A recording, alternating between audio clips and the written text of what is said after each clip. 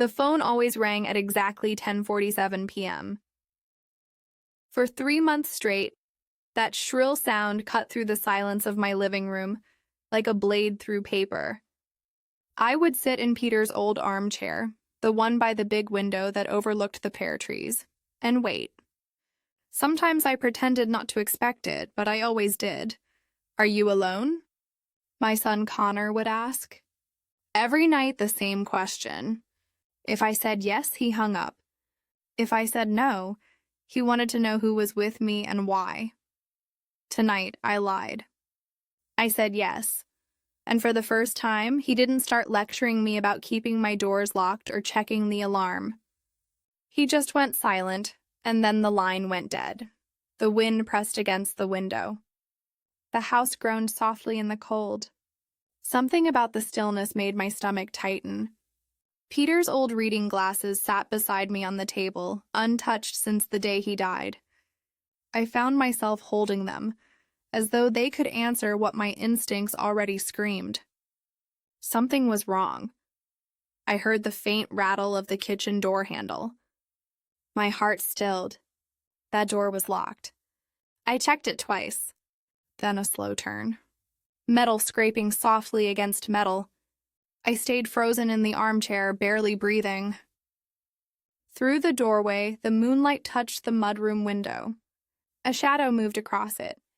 Someone was outside, someone trying to get in, and then I saw it. When the shadow disappeared and silence returned, a white envelope lay on the kitchen table, placed perfectly in the center. For a long moment, I couldn't move.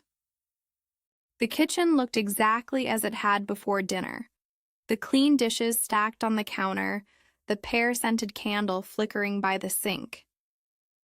Everything was ordinary except for that single white envelope resting in the middle of the table, as if someone had measured the space before setting it down.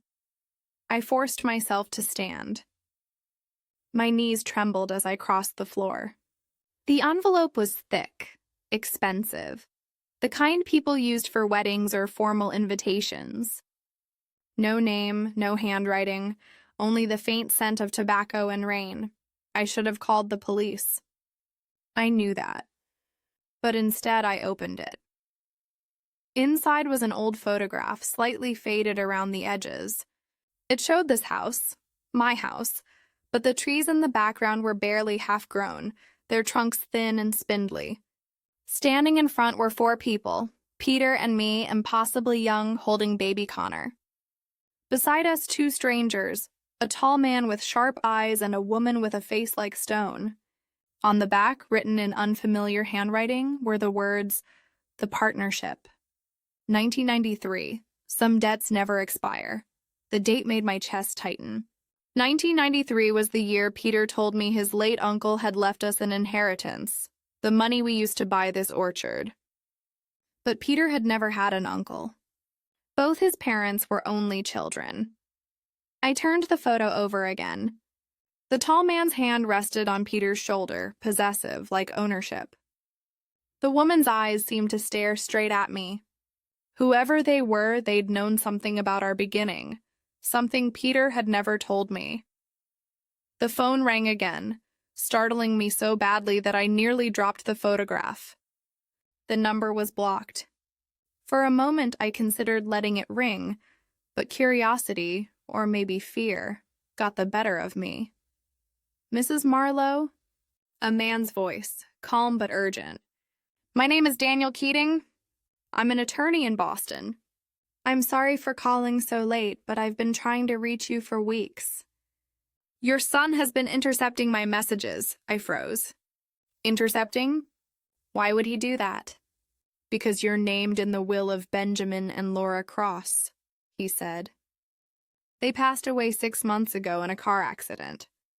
You may not remember them, but your husband did." The names hit me like cold water. The strangers in the photograph. Keating continued, his tone measured, as if weighing every word. "There's a document, something your husband signed in 1993, along with a personal letter explaining it.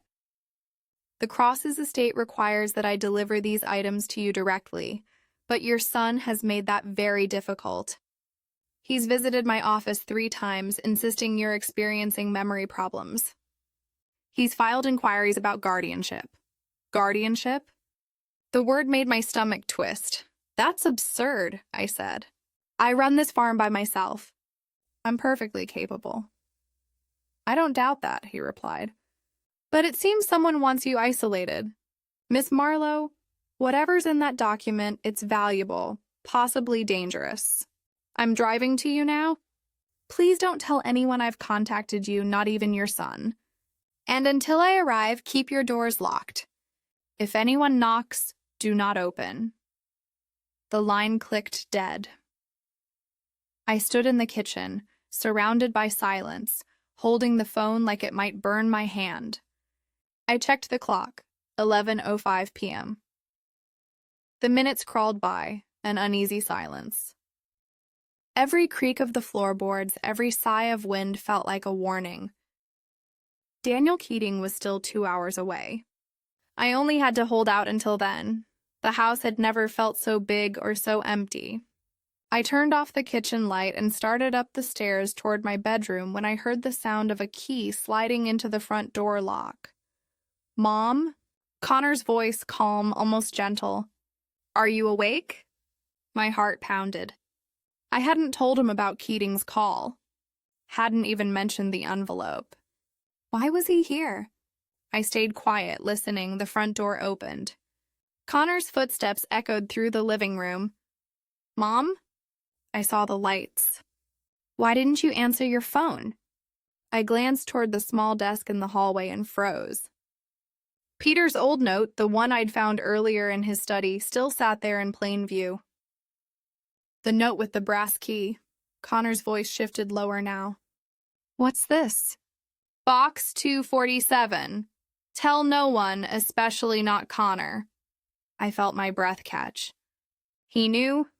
Mom, he said again, voice sharp. Come downstairs.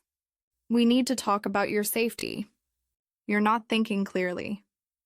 His footsteps moved toward the stairs. I backed into my room, heart racing. I'm fine, I called out. Go home, Connor. We'll talk tomorrow. Silence. Then the doorknob rattled. Mom, he said, colder now. Open the door. Please don't make this difficult. I looked at the window. The trellis outside was old, maybe weak, but it was my only chance. As the lock turned, I swung my leg over the sill and climbed into the freezing night air. The November air cut through my nightgown like glass. I gripped the trellis, praying the old wood would hold. It creaked, then steadied under my weight. Behind me, the bedroom door slammed open. Mom! Connor shouted from the window. Stop, you'll hurt yourself! But I was already halfway down, my bare feet scraping the lattice. When I hit the ground, I ran. I didn't look back. The pear trees stood like dark sentinels against the moonlight, and I darted between them, heart hammering, until I reached the old tool shed. I crouched inside, gasping for air. From there, I could see the driveway. A car's headlights appeared at the end of the lane. For one terrifying moment, I thought Connor had called someone else. But when the vehicle stopped, a man stepped out, tall, wearing a dark coat, holding a briefcase. Mrs. Marlowe? The voice was familiar. Daniel Keating. By the time I reached him, my knees were shaking so hard I could barely stand. He helped me into the car and handed me a blanket. We'll drive somewhere safe, he said. There's a diner about 15 minutes away. The diner was nearly empty. The smell of coffee and pie felt like a lifeline. Daniel opened his briefcase and slid a thick file across the table. These belonged to Benjamin Cross. He made this statement shortly before his death. I read the first page. It was dated 6 months earlier. In 1993, it began, I was part of a private investment group. We handled large sums for a client named Victor Oldridge. Your husband, Peter Marlowe, worked for me. He discovered our irregular accounting, money laundering essentially, and confronted me. Instead of reporting us, he made an offer. His silence in exchange for a farm where no one would ever find him. I set the pages down, my hands trembling. So this orchard, our home, it was bought with criminal money. Daniel nodded slowly. And Oldridge never forgave him for walking away. We left the diner at midnight, the roads nearly empty except for the occasional truck heading east. Daniel drove in silence, the heater humming softly.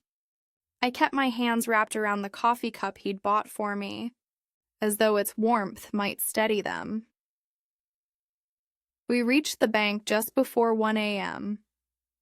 The parking lot was dark, except for a single light above the side entrance, where a woman waited, professional-looking, dark hair pulled back, long coat against the cold.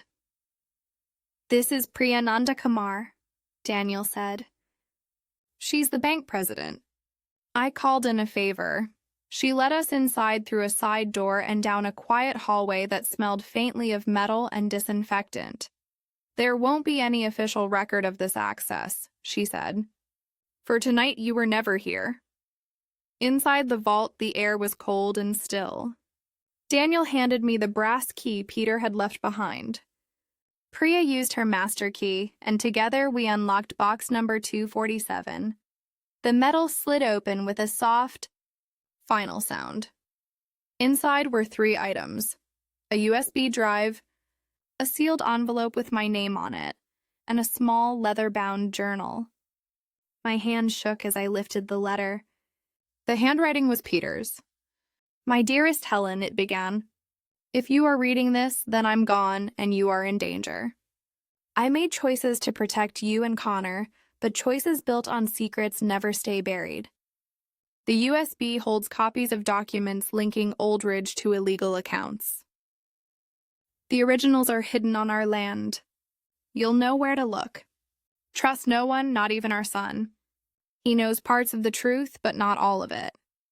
If he learns everything too soon, he could destroy us both." My eyes blurred with tears as I read the final line. "Go to the FBI, not the police. Ask for Agent Dana Whitaker. She can help." Daniel looked at me, his expression grave.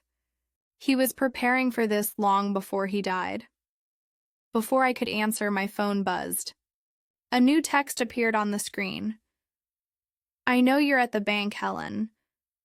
Don't make this harder than it has to be." I stared at the screen, my pulse hammering in my ears. The message came from an unknown number, but I didn't need to guess who it was. "Victor Oldridge." A second text arrived before I could react. "Your son is with me. Come home and we'll talk." I looked up at Daniel. He knows where we are. His expression tightened. "Then we move now." He signaled to Priya, who immediately locked the vault and pocketed the key. We slipped out the back exit into the loading dock. The night air was colder now, sharper, almost alive. Daniel's car was waiting, headlights off. As we drove through the quiet streets, I glanced out the window.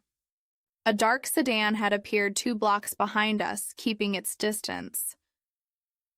"He's following," I whispered. Daniel didn't look back. Let him. "We're not going where he thinks." I wanted to believe him, but the phone buzzed again. Another message. "Your house is burning, Helen. Everything you love, everything your husband hid, it's all turning to ash." I felt the blood drain from my face. "He's bluffing," Daniel said, but even he didn't sound sure. Priya leaned forward from the back seat. "If that fire spreads, it'll reach the orchard." "No," I said, clutching Peter's letter to my chest. "That land holds the originals. If he destroys it, there's no proof of what really happened. All we'll have is a story no one will believe." Daniel glanced at me, hesitation flickering in his eyes. "We could go to the FBI now," I shook my head. "Not yet. Not until I have what Peter left. I can't lose the truth."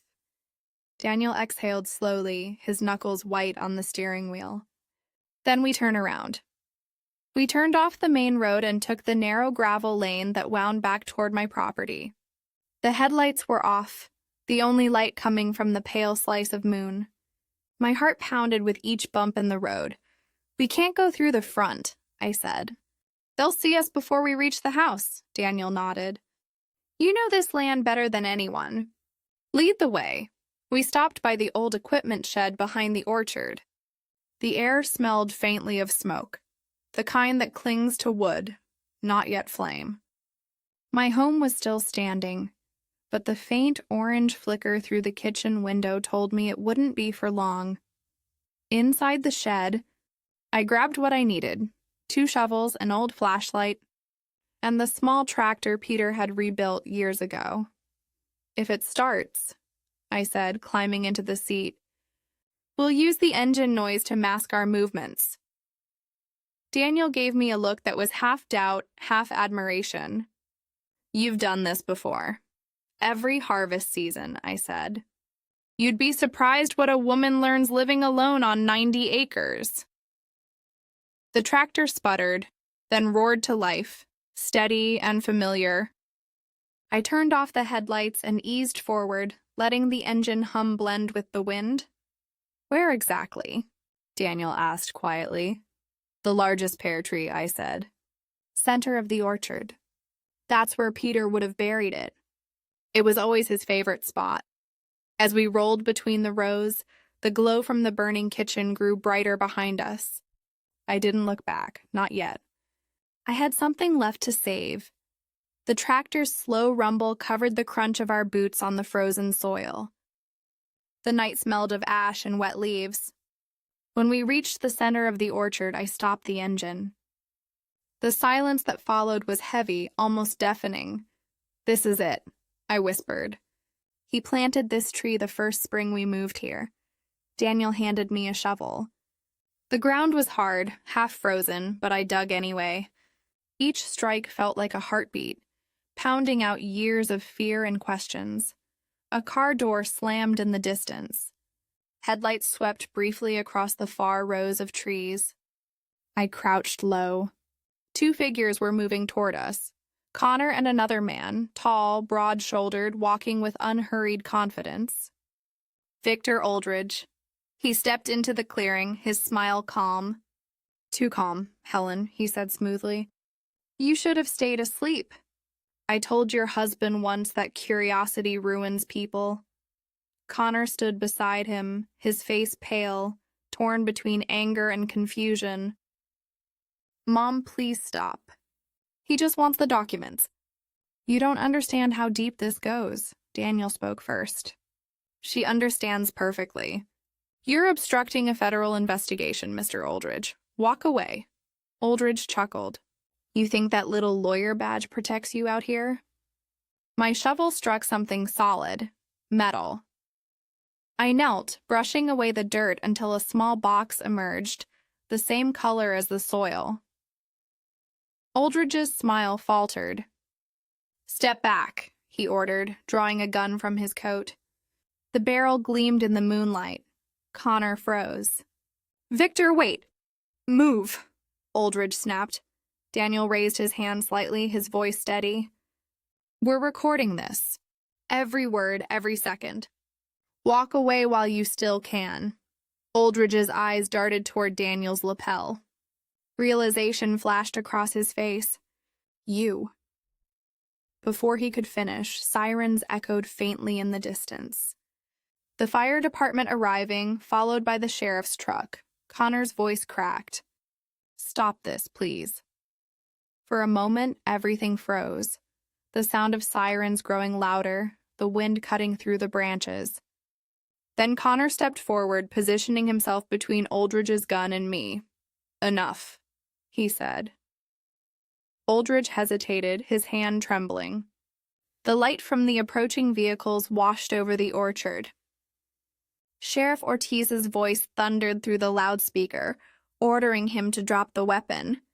Aldridge turned toward me one last time, his eyes cold and hateful. Then he lowered the gun and let it fall. Daniel exhaled, the tension finally breaking. I knelt beside the metal box, my fingers trembling as I wiped away the last of the dirt. Inside lay the truth Peter had buried. The flashing red and blue lights painted the orchard in streaks of color as deputies moved in, securing the scene.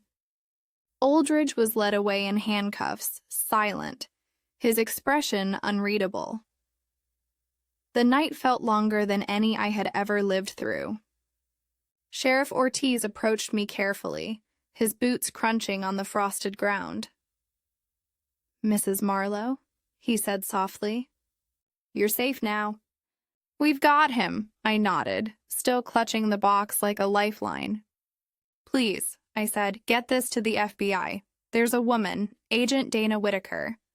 My husband trusted her." "We'll make sure she gets it," Ortiz said, glancing toward Daniel, who was already calling his contacts in Boston.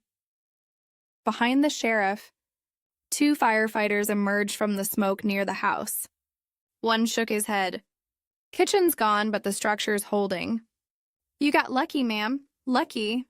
That word sat strangely on my tongue. They escorted Savannah out next, wrist-bound, her face streaked with sudden tears. She wouldn't meet my eyes. I felt no anger, only an empty kind of sorrow. Connor stood apart from her, arms crossed, shaking.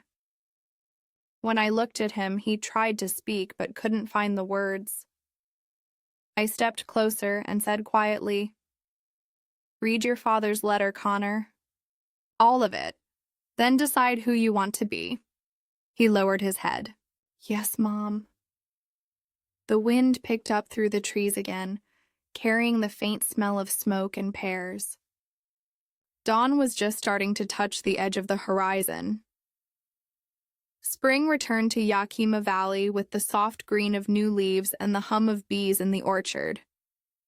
The fire damage had been repaired, though the kitchen still smelled faintly of primer and fresh wood. Life had begun to steady itself, one slow morning at a time. Aldridge was awaiting trial in federal custody. 2 of his associates had already confessed, linking him to the laundering Peter uncovered decades ago. Savannah had accepted a plea deal. Her name hadn't been spoken in this house since. Connor came by one Saturday morning carrying a coffee cake, the kind Peter used to love. He stood at the porch steps, nervous, older somehow. "I've been helping the sheriff with the property inventory," he said. "They said you could use an extra pair of hands for spring maintenance." I studied him for a moment. The anger was gone from his face.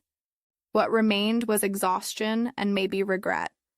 "All right," I said, nodding. "But you start at 6, gloves on. No excuses." Trust isn't something you ask for, Connor. It's something you earn again day by day. He nodded once, eyes wet but steady. "Understood." He walked beside me toward the rows of pear trees, sunlight glinting on the wet grass.